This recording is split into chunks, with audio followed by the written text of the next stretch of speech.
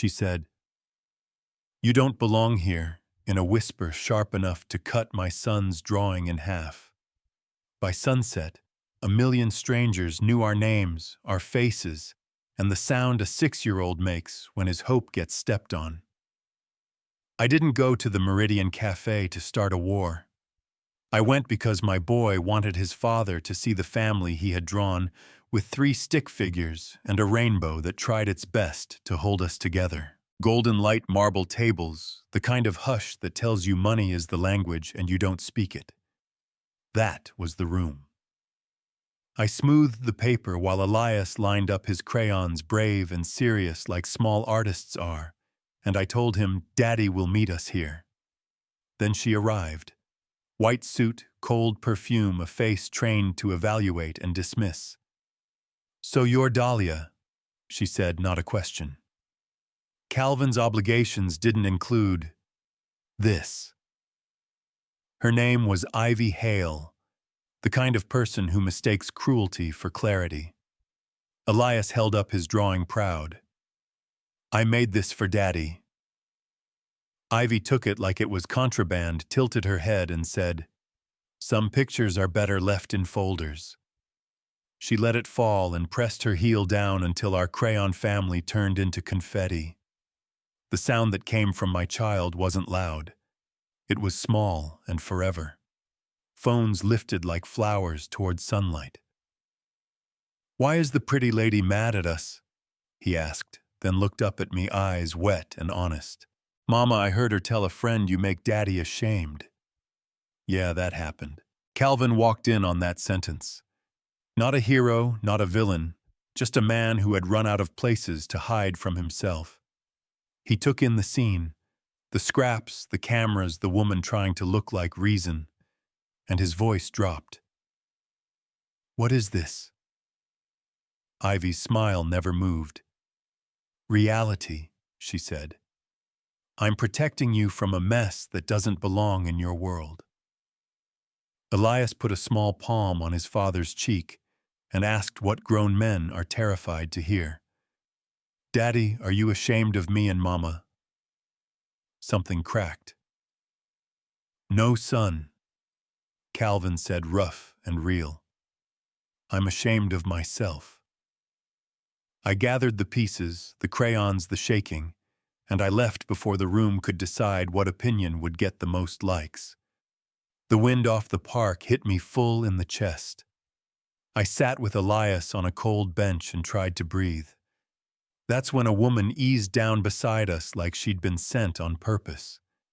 Silver hair nurse's posture, eyes that had seen enough to know when to be gentle. "I'm Harper Evans," she said. "I cared for Calvin's mother in her final weeks." She set an envelope in my hands. Paper gone soft from being held too long. "To the woman my son should have protected, and the grandchild I'll never know." My name wasn't there, but it was. The letter was a confession and a benediction. Vivian Brooks wrote about fear dressed up as legacy, about forcing her son to choose the Brooks name over love, about watching us from a distance and realizing shame had been her religion.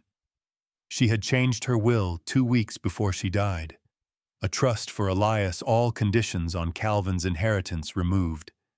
And she had written letters to Calvin every week for 8 months, begging him to find us. "Did he ever get them?" I whispered.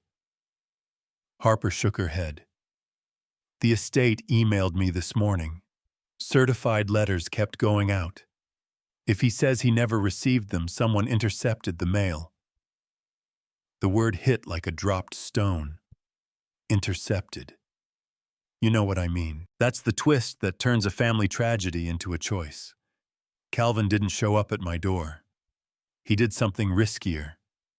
He called a press conference at Horizon Ventures. I watched from the lobby, heart in my throat, while he stepped to a podium and did not outsource his apology to legal. "6 years ago I failed," he said. "I walked away from the woman I loved and the child we created because I was afraid of losing approval. Today I choose the truth." And then, like the past refusing to go quietly, Ivy swept in eyes wild, immaculate as ever, holding a drawing she had pulled from a park bench. 4 figures, a little pair of wings above the smallest one, my real family, in wobbly crayon. She raised it to the lights. "This is fantasy," she said, and began tearing it strip by strip into the silence of 1,000 watching strangers.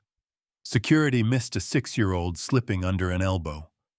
Elias crossed the room like a mission knelt and gathered the shreds into his hands. "Why did you break my picture again?" he asked. Ivy's mouth opened and nothing honest came out. "I was protecting your father." "From what?" "From a mistake." "Am I a mistake?" The microphones caught every word and fed it to the world. Calvin left the podium, knelt on the marble, and spoke like a man taking off a mask. "You are not a mistake. You are the best thing I've ever been part of. I am sorry I made you doubt that." The clip traveled at the speed of relief. Then another sound hit the feeds. Building audio compliance mic, still hot, Ivy's voice saying what pride won't admit. "I burned them. All of them. The letters. They would have made you question everything." The board started calling. Investors threatened. The internet debated whether this was justice or spectacle. I kept my eyes on my child's hands full of torn color and thought, we are not going to hide our scars to make anyone comfortable. We met that evening in the little garden behind Horizon. Me, Calvin, Elias, and Harper. No cameras, just purple coneflowers, city noise, and the kind of quiet that invites truth. I set terms. No more image management. Therapy, not flowers. Boundaries, not speeches. We center Elias. We honor your mother's repentance with our own. He said yes, and then, this is the part that matters. He did it. Family counseling on Tuesdays. Hard conversations that didn't end with slam-cut apologies. A public statement where he named the interception as abuse of power, not a misunderstanding. He stepped down from boards that valued optics over accountability. Horizon moved money toward founders who looked like me and kids who sounded like my son. Some investors left. Others arrived with fewer conditions and more spine. "Turns out," Calvin said one night, half laughing, half stunned, "when you stop performing, you find out who actually likes you." Yeah, that happened. What about Ivy real life doesn't always hand you a villain exit? The engagement ended with a tight 4 sentences. She disappeared upstate for a while. Months later, Harper brought me a letter written in a small hand that shook. No PR team, no bargain.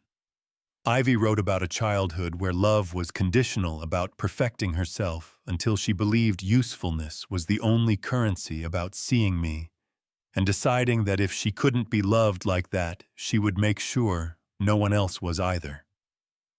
She said she was working with kids who'd been told they were mistakes, and that every afternoon a child handed her a drawing with 4 people under a rainbow, and every afternoon it hurt and healed in equal measure. I didn't crown her redeemed. I mailed back a copy of the first picture we had taped together, torn edges still visible, and wrote, "Do the work, we keep the tape visible." 6 months later, the garden became a place where people left children's art tucked between the flowers. Teachers came with classes to talk about what a family can look like when truth outranks approval. The district asked me to build a program for kids navigating public-private heartbreaks. We called it the Elias Initiative. Horizon funded the pilot, quiet and steady. Harper came on board as our guide, the kind of wisdom you can't buy. And at home we found a rhythm. Not perfect, not performative. A mother who refused to shrink, a father learning courage on purpose, and a boy who still draws wings over the people he loves, and tells anyone who asks that forgiveness is not the same as forgetting. A year out, if you visit our office, the first thing you'll see is a frame holding a very imperfect page.